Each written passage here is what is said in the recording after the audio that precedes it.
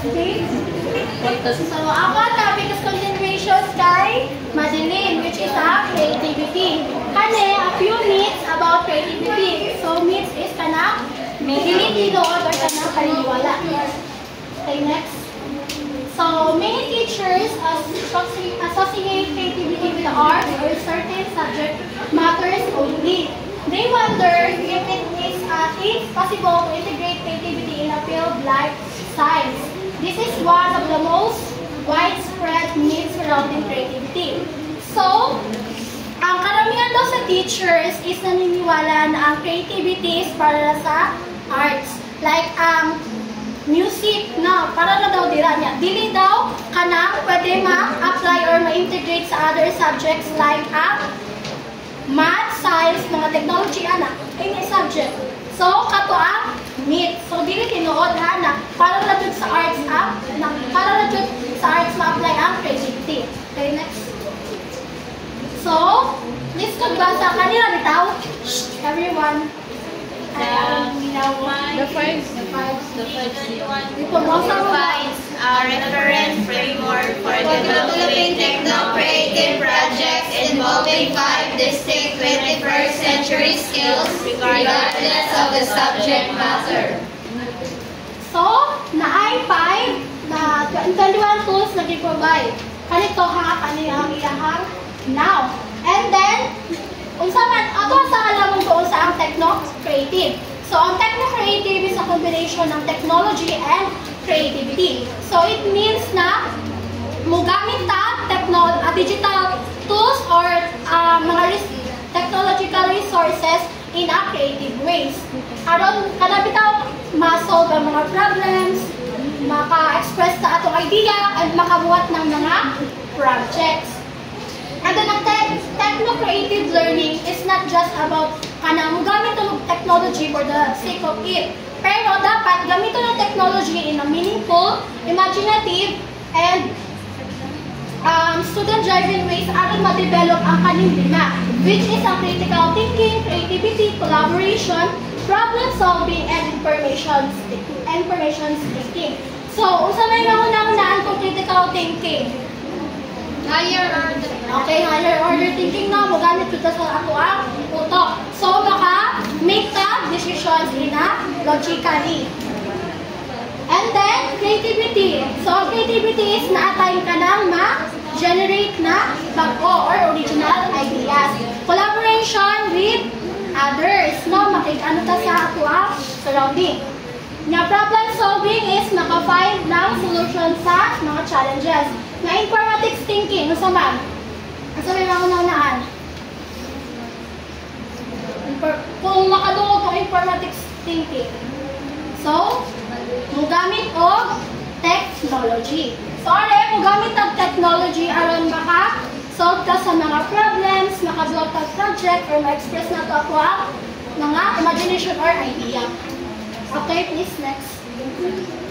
So, in psychology, creativity is sometimes perceived as an individual trait that can be measured. So, based sa mga psychology, ang creativity is kanabitang inborn na, like pagpanganak ninyo na skills na ninyo creativity, niya ma-measured daw. Kada ang perspective sa mga psychology. So, tanawon na to ang kay Margarita Romero. Please go, Chuck. So, based by Margarita Romero and her colleagues, na ang creativity is not a quantifiable skill. So, iyahang gi-oppose kung giingon sa mga psychology na ma-measure ang creativity. So, dili daw ma-measure ang creativity or dili sad siya fixed. They believe that creativity is a contextual process, thus they rely on the evaluation of the creative process rather than the appreciation of the resulting artifact.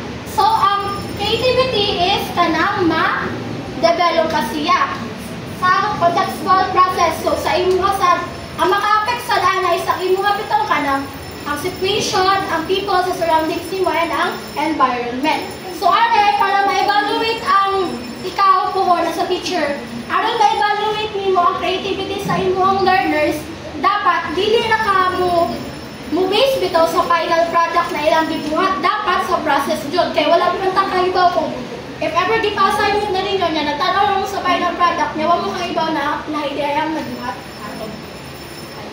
Next. So, naay tulo ka learning situation sa creativity. So, first is on an individual level, through a learner's attitude conducive to creativity. So, tinatawag siya na creatitude. Are, ang creativity is through learner's attitude and mindset. So, for example, ani is, kanang bitaw ang learners is, moingon na ang teacher na magbuhat sila ng writing story about sa narrative about sa climate change.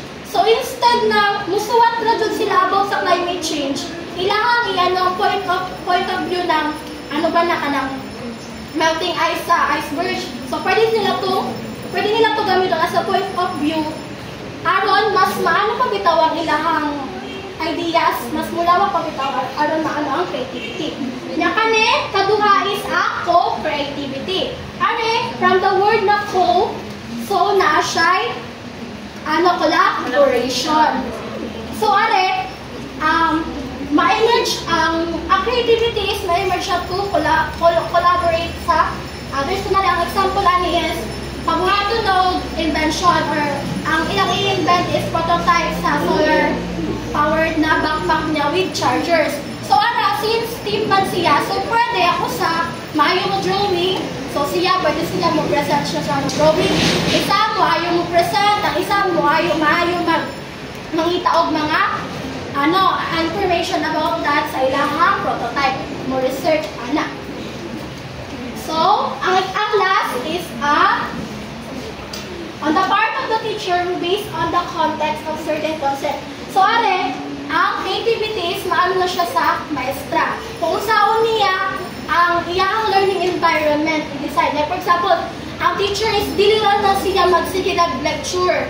Pwede sa iyang learning environment o iyang classroom is imuon niya ka ng living museum. Para bitaw mas makitaan sa mga bata or mas maingganyo sa mga learners na maminaw or sa topic ni teacher. So, in some cases, digital tools can support creativity.